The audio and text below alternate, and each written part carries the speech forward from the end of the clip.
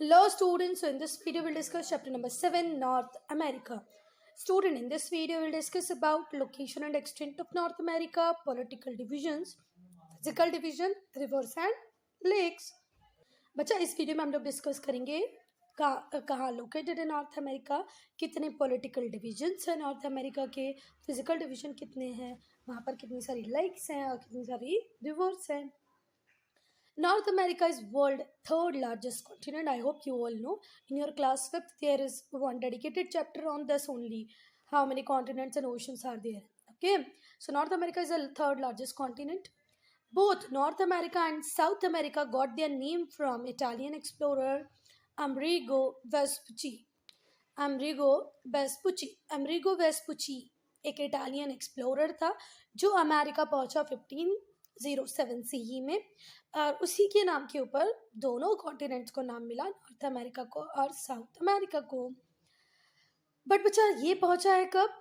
Italian explorer Amerigo Vespucci इन 1507. इसके पहले 1492 में जो कोलंबस थे वो पहुंच चुके थे कहाँ पर? Caribbean island. कैरिबियन आइलैंड वो आइलैंड है जो कैरिबियन सी में है. ठीक है, तो कैरिबियन सी के जो आइलैंड है छोटे छोटे, उन सबको मिलाकर क्या बोलते हैं बच्चा? West Indies. क्या बोलते हैं? West Indies. However, Christopher Columbus was the first to reach Caribbean Island. पहले वो कैरिबियन आइलैंड में पहुंचे. कैरिबियन सी में जितने भी छोटे छोटे आइलैंड हैं उन सबको मिला के क्या बोलते हैं हम बच्चा? West Indies. कब पहुंचे थे वो? 1492 में. अच्छा, वो चले वेस्टवर्ड. किसकी सर्च में चले? इंडिया की सर्च में. अब इंडिया तो ईस्ट में था ना, वेस्ट में कैसे मिलता? ही मिस्टोक कैरिबियन आइलैंड फॉर इंडिया. उसको लगा कैरिबियन आइलैंड पहुंच के कि मैं इंडिया पहुंच गया हूँ, और उसने उसी को क्या कॉल किया? Indies. And the inhabitants read Indians. Later he discovered, बाद में उसको पता चल गया कि मैंने कुछ तो गलती कर दी है. मैंने इंडिया को डिस्कवर नहीं किया, मैंने अमेरिकाज को डिस्कवर कर लिया. इट मीन्स नॉर्थ अमेरिका और साउथ अमेरिका को came to be known as New World. अच्छा, नॉर्थ अमेरिका साउथ अमेरिका को न्यू वर्ल्ड क्यों कहते हैं बच्चा? क्योंकि अगर हम अदर कॉन्टिनेंट से कंपेयर करें तो इसको बहुत लेटर स्टेज में बाद में डिस्कवर किया गया. I hope this much is clear. So इस पैराग्राफ में हमने लर्न किया कि जो इटालियन एक्सप्लोरर थे अमेरिगो वेस्पुची, उनके नाम से नॉर्थ अमेरिका का और साउथ अमेरिका का नाम डिराइव हुआ है. इसके पहले क्रिस्टोफर कोलंबस 1492 में कैरिबियन आइलैंड्स, मतलब वो आइलैंड जो कैरिबियन सी में है, वहाँ पहुँच गए थे, पर उन्होंने बाय मिस्टेक उसको इंडिया समझ के उसका नाम क्या रख दिया बच्चा? इंडिया. ठीक है. और हम अमेरिका को, मतलब नॉर्थ अमेरिका और साउथ अमेरिका को न्यू वर्ल्ड बोलते हैं. क्यों बोलते हैं बच्चा? क्योंकि इसको discover as compare to other continent बहुत लेटर स्टेज में किया है. लोकेशन की अगर हम बात करें तो जो नॉर्थ अमेरिका है वो एंटायरली नदर्न हेमिस्फीयर में है. ठीक है. लैटिट्यूडनल एक्सटेंट की अगर मैं बात करूँ, देखो ये होती है अर्थ, और अर्थ के ऊपर ये वाली जो लाइनें होती हैं जो वेस्ट टू ईस्ट रन करती हैं उसको आप बोलते हो लैटिट्यूड. वो लाइन जो नॉर्थ टू साउथ रन करके पोल पे मिल जाती हैं उन्हें बोलते हैं लॉन्गिट्यूड. ठीक है. लैटिट्यूड वो लाइनें जो ईस्ट से वेस्ट रन कर रही हैं, वेस्ट टू ईस्ट रन कर रही हैं, और लॉन्गिट्यूड वो जो नॉर्थ टू साउथ रन कर रहे हैं. ठीक है. तो ये जो नॉर्थ अमेरिका, ये एंटायरली ये जो इक्वेटर जो लाइन है उसके ऊपर वाला पार्ट है नदर्न हेमिस्फीयर और नीचे वाला पार्ट है सदर्न हेमिस्फीयर. तो पूरा की पूरा नॉर्थ अमेरिका यहाँ लोकेटेड है. इट मीन्स वो नदर्न हेमिस्फीयर में लोकेटेड है. ठीक है. फिर 0 डिग्री प्राइम मेरिडियन एक लाइन होती है जो लंदन ग्रीनविच से गुजरी है. ठीक है. उसके वेस्ट में है. ये रहा उस ईस्ट और ये रहा वेस्ट. ये वाला पार्ट होगा ईस्टर्न हेमिस्फीयर, ये वाला पार्ट होगा वेस्टर्न हेमिस्फीयर. तो हम बोल सकते हैं कि जो नॉर्थ अमेरिका उसकी लोकेशन कम्प्लीटली नदर्न हेमिस्फीयर में है और कम्प्लीटली वेस्टर्न हेमिस्फीयर में है. This continent is intersected by both. अच्छा, इस कॉन्टिनेंट से दोनों लाइनें गई हैं. आर्कटिक सर्कल भी गया है और ट्रॉपिक ऑफ कैंसर भी गई है. नॉर्थ अमेरिका को बॉर्डर करते हैं आर्कटिक ओशन ईस्ट में, North Atlantic Ocean and North Atlantic east में, साउथ में कैरेबियन सी. ठीक है. In the west Pacific Ocean. West में पैसिफिक ओशन है, ईस्ट में अटलांटिक ओशन है, नॉर्थ में आर्कटिक ओशन है और साउथ में कैरेबियन सी है. हम एक बार मैप में देखते हैं. बच्चा अगर हम काउंटिंग से स्टार्ट करें तो 0 डिग्री अगर इक्वेटर होता है तो 1 2 3 4 करते, जब आप 23.5 पे पहुँचोगे तो ये होगी ट्रॉपिक ऑफ कैंसर, ये भी नॉर्थ अमेरिका से जाती है। फिर अगर आप और 24 25 66 जाओगे तो वहाँ पर आपको क्या मिलेगा, आर्कटिक सर्कल। तो देखो ट्रॉपिक ऑफ कैंसर भी नॉर्थ अमेरिका को इंटरसेक्ट कर रही है और आर्कटिक सर्कल भी नॉर्थ अमेरिका को इंटरसेक्ट कर रहा है। ठीक है मैम। नेक्स्ट चीज़ जो आपको लर्न करनी है, ये रहा नॉर्थ अमेरिका, ये नॉर्थ अमेरिका का नॉर्थ है, ये साउथ है, ये ईस्ट है और ये वेस्ट है। नॉर्थ अमेरिका के वेस्ट में क्या है, पैसिफिक ओशन, ईस्ट में क्या है, अटलांटिक ओशन। ठीक है, साउथ में यहाँ पर आपको मिलेंगे कैरेबियन आइलैंड और नॉर्थ में आर्कटिक ओशन। ठीक है, east Atlantic Ocean, west Pacific Ocean, south Caribbean island, north Arctic Ocean. The Bering Strait separate North America from Asia. Asia से अगर नॉर्थ अमेरिका को कोई अलग करता है तो वो कौन करता है बच्चा, बेरिंग स्ट्रेट। ठीक है, the continent is joint to South America by isthmus of Panama. अब इस्थमस क्या होता है बच्चा, इस्थमस एक नैरो पैसेज ऑफ लैंड होता है which connect to major land forms. ठीक है, एक narrow passage of land which connect major land forms is called isthmus. ठीक है, तो इस्थमस ऑफ पनामा है जिसके ऊपर पनामा कैनाल बनाई गई है, नॉर्थ अमेरिका को साउथ अमेरिका से कनेक्ट करता है। देखो बताती हूँ मैं आपको, ये रहा वो शॉर्ट पैसेज जिसको आप इस्थमस ऑफ पनामा बोलते हो, ये नॉर्थ अमेरिका को साउथ अमेरिका से कनेक्ट करता है। ठीक है, और यहीं पे पनामा कैनाल बनाई गई है जो अटलांटिक ओशन को पैसिफिक ओशन से कनेक्ट करती है, जिसका नाम है पनामा कैनाल। अब अच्छा जो कॉन्टिनेंट है उसमें बहुत ज़्यादा इंडेंटेड कोस्ट लाइन है यूरोप की तरह। यूरोप की आप कोस्ट लाइन को देखोगे ना, कोस्ट लाइन वो एरिया होता है जो समुद्र से जुड़ा हुआ होता है। अब देखो यहाँ पर दिख रहा है समुद्र से जुड़ा हुआ हो रहा है, बिल्कुल स्मूथ जा रहा है, यहाँ पर भी बिल्कुल स्मूथ जा रहा है। कुछ वाइड इंटेंशंस हैं, हम मान रहे हैं कि कुछ वाइड इंटेंशंस है, जैसे ये रहा। ठीक है, कुछ वाइड इंटेंशंस होंगे।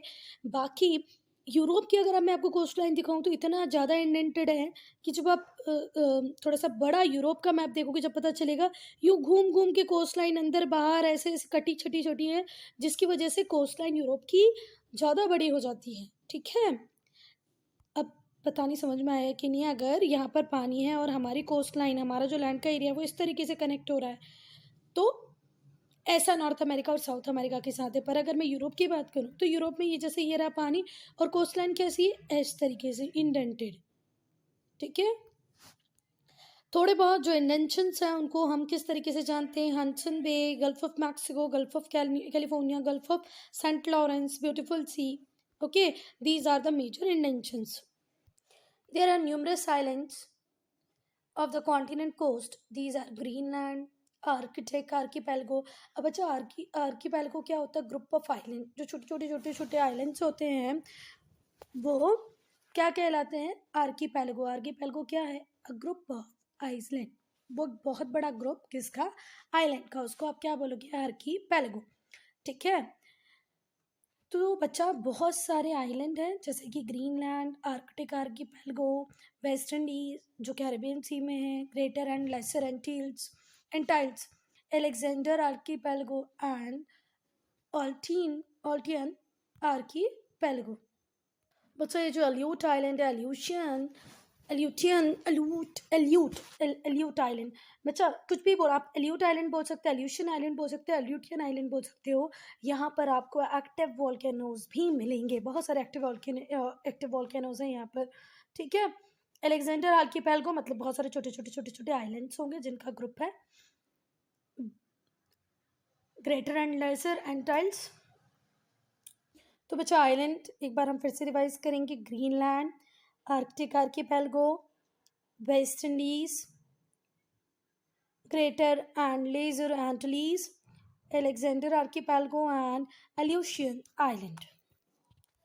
Why did Christopher Columbus call inhabitant of Caribbean island as Red Indian? ये आपको सर्च करना है और सर्च करने पे अगर नहीं मिले तो कमेंट सेक्शन में लिखिए, मैं आपको इसका आंसर दूंगी। ठीक है, पॉलिटिकल डिविजन्स। अगर हम नॉर्थ अमेरिका की पॉलिटिकल डिविजन्स की बात करें, north America consist of United States of America, USA, Canada and Mexico. ठीक है, also include of countries of Central America, island of Caribbean, अब नॉर्थ अमेरिका की जो सबसे बड़ी कंट्री है उसका नाम है कनाडा, ठीक है। ये नॉर्थ अमेरिका का हाफ एरिया ऑक्यूपाई करता है। अब हम जो एंग्लो अमेरिकन यूज़ करते हैं वो एंग्लो अमेरिकन हमेशा कैनेडियन और यूएसए के लोगों के लिए यूज़ करते हैं, ठीक है। तो नॉर्थ अमेरिका वो आइलैंड है, नहीं, नॉर्थ अमेरिका वो कॉन्टिनेंट है जिसके अंदर मेजर जो कंट्रीज हैं वो United States of America, Canada and Mexico, ठीक है। Central America and island of Caribbean ये भी इसमें इंक्लूडेड है। कनाडा सबसे बड़ी कंट्री है जो हाफ एरिया ऑक्यूपाई करती है नॉर्थ अमेरिका का। जो एंग्लो अमेरिकन वर्ड है वो कनाडा और यूनाइटेड स्टेट्स ऑफ अमेरिका के लोगों को डिनोट करने के लिए, बताने के लिए यूज होता है। Both of this Canada and USA constitute almost 3/4 of the area of continent, ठीक है। जो बचा हुआ पार्ट है वो किसके पास होगा बच्चा? अब बच्चा एक और टर्म है जिसका मतलब है middle America. Middle America describe करता है मैक्सिको को, ठीक है, और वो रीजन जो मैक्सिको के नीचे है जैसे कैरेबियन आइलैंड, ठीक है। The countries of Middle America और Central America include Belize, El Salvador, Guatemala, Nicaragua, Panama, Costa Rica and Honduras, ठीक है। तो कौन कौन सी कंट्रीज आएंगी बच्चों मिडिल अमेरिका में और सेंट्रल अमेरिका में? Belize, El Salvador, Guatemala, Nicaragua, Panama, Costa Rica, Honduras, ठीक है। West Indies also lie in North America. West Indies भी कहाँ पर है बच्चों? नॉर्थ अमेरिका में। It include Puerto Rico, Cuba, Jamaica, Haiti, Dominican Republic. बच्चा तो ये नॉर्थ अमेरिका ही मैप का ही मैप है। मैं पूरा मैप एक बार में आपको नहीं दिखा पाऊंगी। ये नदर्न पार्ट है। नदर्न पार्ट में ये आपको लग रहा होगा अलास्का यूएसए से, ये रहा मेजर पार्ट कवर किया है कनाडा ने, ये रहा हडसन बे, ठीक है। ये ग्रीनलैंड आइलैंड तो नॉर्थ अमेरिकन कॉन्टिनेंट के पास लग रहा है बच्चा, पर इसके ऊपर पॉलिटिकल कंट्रोल डेनमार्क का है। डेनमार्क एक यूरोपियन कंट्री है। ये लेब्राडोर सी है, ये हडसन बे है, ये गल्फ ऑफ अलास्का है, ठीक है। और थोड़ा सा नीचे आएंगे, अब देखो कनाडा ने कितना सारा पार्ट ऑक्यूपाई किया है। यूनाइटेड स्टेट्स ऑफ अमेरिका, ये रहा आपका अटलांटिक ओशन, ये पैसिफिक ओशन, ये यूनाइटेड स्टेट्स ऑफ अमेरिका। फिर मैक्सिको जिसने बिल्कुल थोड़ा सा पार्ट एक्वायर किया गया है। यहाँ पर दिख रहा होगा आपको Guatemala, Belize, Honduras, Nicaragua, El Salvador, Costa Rica, Panama, ठीक है। फिर कैरेबियन सी की कंट्रीज की अगर हम बात करें तो West Indies, Haiti, Jamaica, Cuba, Dominican Republic, Bahamas, ठीक है। इतना तो बच्चा तुमको समझ में आना ही चाहिए अगर मैप आता है तो, ठीक है। अलास्का ये यूएसए का पार्ट है, ठीक है। कनाडा, फिर आपका हडसन बे है, आप बहुत इजीली लोकेट कर पाओगे गल्फ ऑफ अलास्का। जहाँ पर अलास्का आपको दिखेगा उसी के नीचे आपको गल्फ ऑफ अलास्का दिख जाएगा। कनाडा के पड़ोस में मिलेगा आपको जो वाटर बॉडी है उसको नाम दे देना हडसन बे, ठीक है। फिर और नीचे आओगे कनाडा के नीचे तो मिलेगा आपको यूनाइटेड स्टेट्स ऑफ अमेरिका, उसमें भी कोई प्रॉब्लम आपको आनी नहीं चाहिए। मैक्सिको, तो मैक्सिको के आसपास ही आपको मिलेगा नीचे Guatemala, Belize, Honduras, Nicaragua, El Salvador, Costa Rica and final Panama. Caribbean में ये जो छोटे छोटे आइलैंड दिख रहे हैं ये वेस्ट इंडीज है। बीच वाला जो बड़ा आइलैंड है उसमें हैती, जमाइका, बहामास ये वाले हैं, ठीक है। So student here country and capital is given Antigua, Barbuda, Saint John's, Bahamas, Nassau, Barbados, Bridgetown, Belize, Belmopan, Canada, Ottawa, Costa Rica, St. John, Cuba, Havana, Dominican Republic, Sant Domingo, El Salvador, San Salvador, Grenada, St. George, Guatemala City, Haiti, Port-au-Prince, Honduras, Tegucigalpa, Jamaica, Kingston, Mexico City। बच्चा हॉन्डुरस की capital क्या है? टेगुसिगल्पा, ठीक है। Jamaica की Kingston, Mexico की Mexico City, Nicaragua Managua, Panama City, Saint Kitts and Nevis capital Basseterre, ठीक है। सैन किट्स एंड नेविस की कैपिटल है क्या है? Basseterre. Saint Lucia, Castries, Saint Vincent and Grenadines, Kingstown, Trinidad and Tobago, Port of Spain, United States of America, Washington DC. हो सकता है किसी कैपिटल या कंट्री का नाम मैंने प्रॉपर ना लिया हो बच्चा, तो आप लोगों को क्या करना है, गूगल पे सर्च कर लेना है, ठीक है। Greenland is famous as the largest island of the world. Greenland क्यों फेमस है बच्चा, क्योंकि पूरे वर्ल्ड का लार्जेस्ट आइलैंड है ग्रीनलैंड। अब मुझे आप लोग बताएंगे कि वर्ल्ड का सबसे बड़ा रिवराइन आइलैंड कौन सा है, ठीक है। वर्ल्ड का सबसे बड़ा आइलैंड जो ओशन बनाता है वो तो है ग्रीनलैंड, पर रिवर भी आइलैंड बनाती है। तो आप लोगों को मुझे बताना है बच्चा कि रिवर से बनाया गया सबसे बड़ा आइलैंड कौन सा है और वो किस कंट्री में है, ठीक है। Although it is under control of Denmark, पर ग्रीनलैंड जो आइलैंड है, जो सबसे बड़ा आइलैंड है वर्ल्ड का, उसके ऊपर कंट्रोल है डेनमार्क का। ग्रीनलैंड पार्ट है नॉर्थ अमेरिका का। Other northern islands are Baffin Island, Ellesmere Island, Victoria Island. Some North American island such as Newfoundland, Aleutian Island are famous. Aleutian Island, Newfoundland Island, ये बहुत ज़्यादा famous है।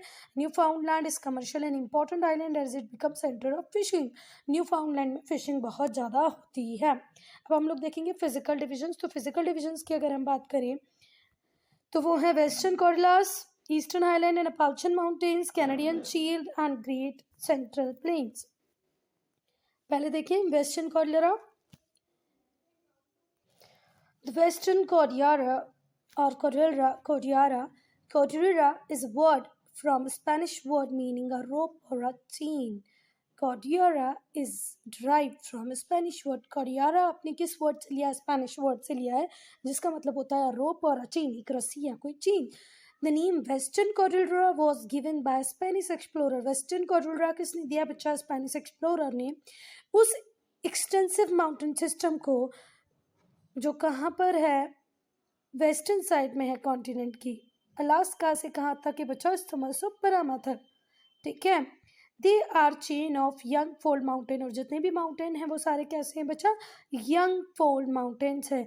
तो कॉर्डिलरा या कॉर्डिरा कौन सा वर्ड है बच्चा, स्पेनिश वर्ड है जिसका मीनिंग क्या होता है, रोप और ची, ठीक है। और इसको नाम देने वाले कौन थे, स्पेनिश एक्सप्लोरर, जिन्होंने वो माउंटेन रेंज जो अलास्का से शुरू होती है और खत्म होती है कहाँ पर, Isthmus-of-Panama पे। 3 parallel ranges separated by plateaus called intermontane plateau। बच्चा इंटरमॉन्टेन प्लेटो हम किन प्लेटोज को बोलते हैं, जिनका ओरिजिन माउंटेन के ओरिजिन के साथ ही हुआ हो, उसको क्या बोलेंगे आप, इंटरमॉन्टेन प्लेटो। या आप ऐसे भी बोल सकते हैं जो माउंटेन्स के बीच में हो, ठीक है, वो कौन से हो गए, intermontane plateau. They are widest in the middle and narrow down in the northern and southern end, ठीक है, ये बीच में बहुत ज़्यादा, मिडिल में बहुत ज़्यादा फैले हुए हैं और नदर्न और सदर्न एंड पे बहुत ज़्यादा नैरो हैं। In the east are Rocky Mountains, east पे रॉकी माउंटेन्स है, रॉकी माउंटेन्स को रॉकीज भी बोलते हैं, which are the highest part of Western Cordillera. Western Cordillera का हाईएस्ट पार्ट है रॉकीज, रॉकी माउंटेन, ठीक है। नॉर्थ में आपको मिलेगा अलास्कन रेंज, नॉर्थ में अलास्कन रेंज है and the Brooks Range. Brooks Range, Alaskan Range आपको कहाँ मिलेगा बच्चा, नॉर्थ में मिलेगा। Both this mountain ranges are in Alaska, दोनों ही माउंटेन रेंज अलास्का में, मैंने थोड़ी देर पहले आपको दिखाया था। अगर नॉर्थ अमेरिका का हम मैप बनाएं तो ये वाला पार्ट, इसके बाद वाला ये तो पूरा कनाडा का है, पर यहाँ जो इतना पार्ट है इसको क्या बोलते हैं, अलास्का। यहीं पे आपको गल्फ ऑफ अलास्का मिलेगी। तो अलास्का में ये दोनों माउंटेन रेंज कौन सी, अलास्कन एंड ब्रुक।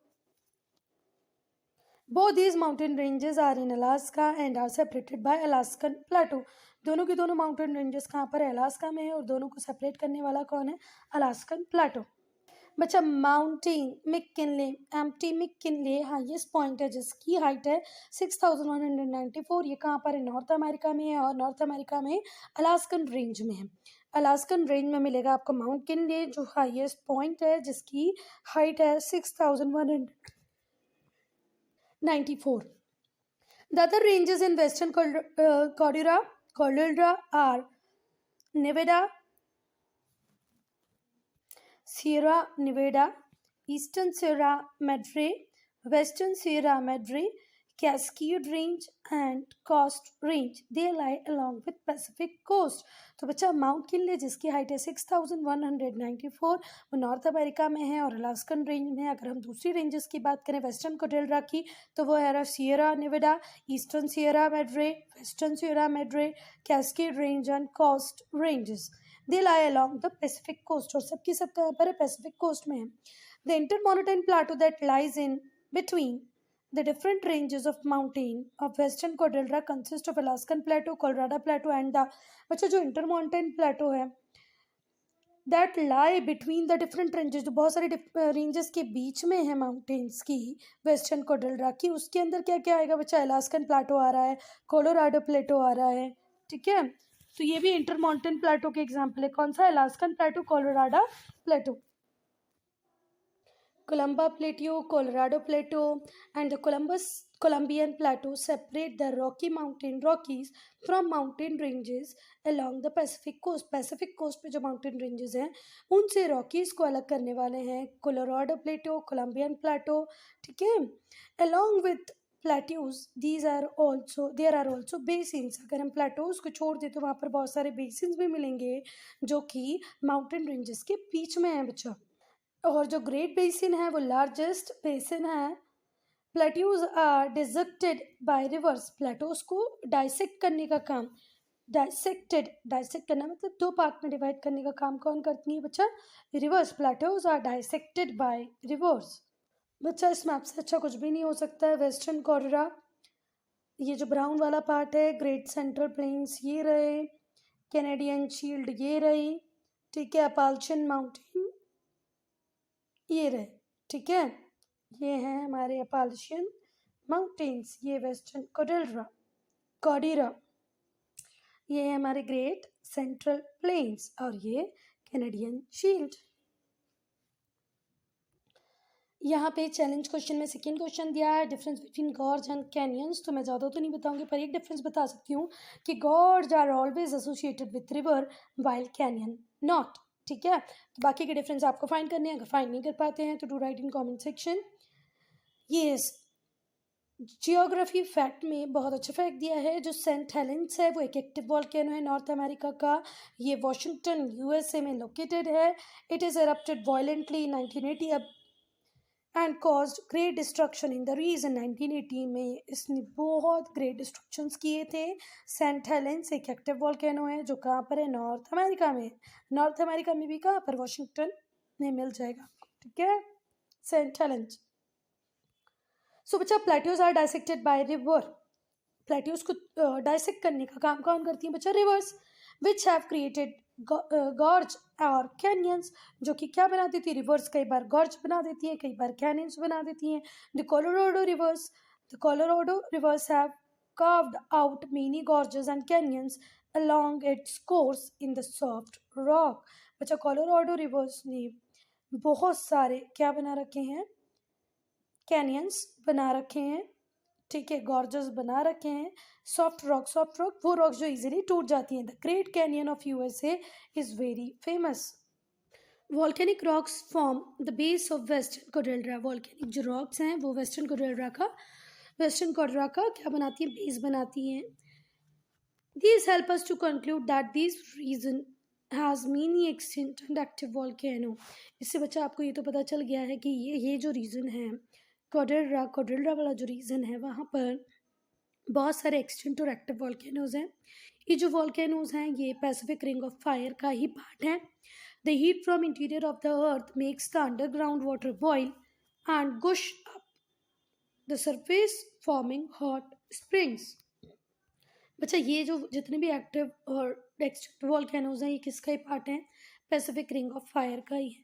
बच्चा अर्थ के अंदर जो हीट होती है, अर्थ के इंटीरियर में जो हीट होती है वो अंडरग्राउंड वाटर को बॉयल करती है और बॉयल करके वो and gush up to the surface forming hot spring, और वो फिर हमको अपर पार्ट में देखने को मिलता है हॉट स्प्रिंग्स के फॉर्म में. In hot spring water is allowed to circulate to the surface and move freely. जो हॉट स्प्रिंग्स होती हैं वहाँ पर पानी सर्कुलेट होता है. ठीक है, सरफेस के ऊपर और फ्रीली मूव कर सकता है. Giving of steam and heat, और क्या देता है? स्टीम देता है और हीट देता है. Geysers are hot springs in which jet of hot water and stream come out at regular interval. Geysers वो हॉट स्प्रिंग है बच्चा, जिनमें एक पर्टिकुलर टाइम के बाद, पर्टिकुलर रेगुलर इंटरवल्स के बाद क्या मिलता है आपको? गर्म पानी। और सरफेस के ऊपर आपको क्या मिलने लगता है? गर्म पानी, hot water. Old Faithful Geyser, Old Faithful Geyser in Yellowstone National Park. Yellowstone National Park में एक ओल्ड फेथफुल गीजर है जो कि बहुत ज़्यादा फेमस है। ओल्ड फेथफुल गीजर कहाँ पर है? येलोस्टोन नेशनल पार्क में। येलोस्टोन नेशनल पार्क कहाँ पर है? यूएसए में। और ये क्या है बच्चा? एक हॉट स्प्रिंग का एक अच्छा एग्जाम्पल है, बहुत फेमस है। और स्टूडेंट्स ये देखें, ये एरियल व्यू है, ऊपर से लिया हुआ व्यू है ओल्ड फेथफुल गीजर का। बच्चा दूसरा ज्योग्राफिकल फैक्ट भी बहुत इंपॉर्टेंट है। जो ओल्ड फेथफुल गीजर है इसका शेप कोन की तरह है, कोन टाइप गीजर है, ठीक है।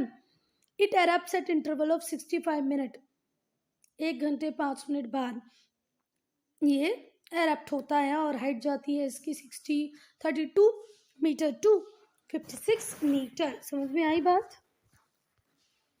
जो ओल्ड फेथफुल गीजर है वो कोन टाइप गीजर का एग्जाम्पल है।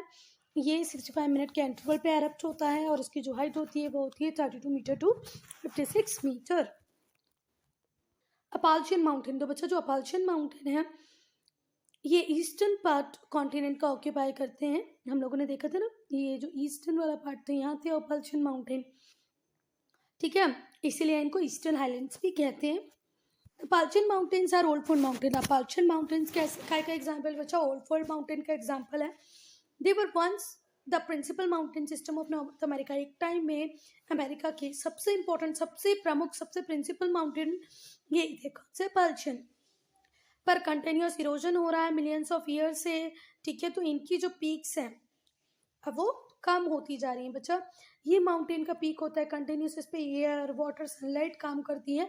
तो पहली बात तो इनकी पीक कोनिकल ना होकर कैसी हो जाती है? राउंडेड शेप की हो जाती है। और ये वाला पार्ट खत्म हो चुका होता है, इनकी हाइट कम हो चुकी होती है। This mountains spread out over a length of 2575 kilometre. Appalachian mountains की लेंथ फिर भी देखो कितनी है, 2575 kilometre. And run parallel to eastern margin of North America. North America की ईस्टर्न मार्जिन में पैरेलल ये रन कर रही है। ये न्यू फाउंडलैंड से स्टार्ट होती है नॉर्थ में और साउथ में अटलांटा तक जाती हैं। साउथ में अटलांटा तक जाती हैं और स्टार्ट होती हैं न्यू फॉल माउंटेन से। न्यू फाउंडलैंड से स्टार्ट होती हैं, मैंने माउंटेन गलत बोला, न्यू फाउंडलैंड से स्टार्ट होकर अटलांटा तक जाती हैं। इंपॉर्टेंट रेंजेस हैं White Mountain, Green Mountain, Blue Ridge. Highest mountain है Mount Washington which rises around 1800 metre. Mount Washington Appalachian mountain की हाईएस्ट माउंटेन रेंज है, माउंटेन सिस्टम है, ठीक है। Eastern side lies the Piedmont plateau, और इसके eastern side में क्या मिलेगा आपको? पेडमन प्लेटो। Appalachian ranges are characterized by steep, high hillsides in the east and narrow valleys, ठीक है। तो बच्चा जो पेडमन प्लेटो है वो कहाँ पर मिलेगा? ईस्टर्न साइड में मिलेगा। अपाल्चियन रेंजेस का एक कैरेक्टरिस्टिक्स है कि इनकी जो हिल साइड है वो बहुत ही स्टीप है, कोई स्लोप प्रॉपर नहीं है, ठीक है। फिर नैरो वैलीज भी आपको मिलेंगी, बहुत सारी रिवर्स हैं जो फ्लो करती हैं ऐसे स्टीप साइड में। कहाँ पर? पेडमन प्लेटो के पास में। They fall down sharply and form water shoal. देखो बच्चा, अगर आप कोई रिवर आ रही है यहाँ से और उसको ये माउंटेन स्लोप मिल जाए और यहाँ से रिवर आ रही है तो वो ग्रेजुअली इस तरीके से फ्लो करती जाएगी। पर यहाँ से एक रिवर फ्लो करती आएगी और उसको स्टीप स्लोप मिलेगा तो वो सीधे नीचे की तरफ गिरेगी और क्या बना लेगी? वाटरफॉल, ठीक है। तो यहाँ पर स्टीप स्लोप है पेडमन प्लेटो के पास, तो वो क्या बनाते हैं? वाटरफॉल। स्टीप स्लोप्स मतलब ये वाले स्लोप, ठीक है।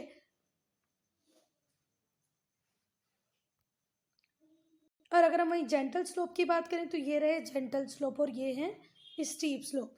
तो स्टीप स्लोप किसको बनाते हैं? वाटरफॉल को। और पेडमन प्लेटो की इसी स्टीप स्लोप को हम क्या बोलते हैं? Waterfall line. ये जो रिवर्स है क्या बोलते हैं? Fall line. वाटरफॉल लाइन भी नहीं, क्या बोल रहे हैं? सिर्फ फॉल लाइन, ठीक है। पेडमन प्लेटो की इस एज को हम बोलते हैं fall line, not waterfall, fall line. These rivers and waterfalls are use to generate hydro electricity. बहुत एक ग्रेट स्पीड से पानी नीचे की तरफ आता है, तो वहाँ पर हाइड्रो इलेक्ट्रिसिटी प्रोजेक्ट बहुत अच्छे से काम करते हैं। अपाल्चन माउंटेन्स है vast store of mineral. Appalachian mountain में बहुत ज़्यादा मिनरल्स अवेलेबल हैं। अब हम बात करेंगे कैनेडियन शील्ड की। Student, I am ending this video here only. If you have any doubt, any problem, do write in comment section. And one more thing I am saying कि अगर कहीं पर भी मेरे प्रोनाउंसिएशन पे डाउट हो तो एक बार गूगल जरूर कर लें, ठीक है। हो सकता है कि कोई वर्ड मैंने उस तरीके से ना बोला हो जैसे उसका प्रोनाउंसिएशन है।